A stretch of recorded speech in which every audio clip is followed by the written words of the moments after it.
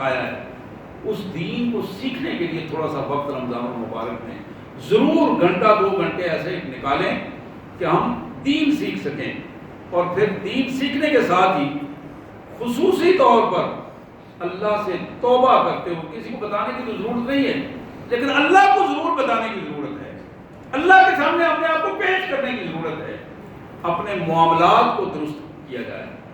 یا اللہ یہ غلطیاں مجھ میں تھی، میں اب تیری رضا کے لیے انہیں درست کرتا ہوں، تو پچھلے مجھے معاف کر دے۔ اپنے رویوں اور اخلاق کو درست کیا جائے، زبان کو درست کیا جائے، نظر کو درست کیا جائے، ہاتھوں کے اور شرمگاہوں کے رویوں کو درست کیا جائے، حیاداری کے رویے کو درست کیا جائے۔ حضرات یہی وہ انداز ہے جس وجہ سے ہم رمضان المبارک کو بہتر سے بہتر انداز میں اللہ کی رحمتوں کو پا سکتے ہیں، حاصل کر سکتے ہیں۔ اللہ میں اس کی توفیق عطا فرمائے۔ وآخر دعوانا ان الحمد للہ رب العالمین۔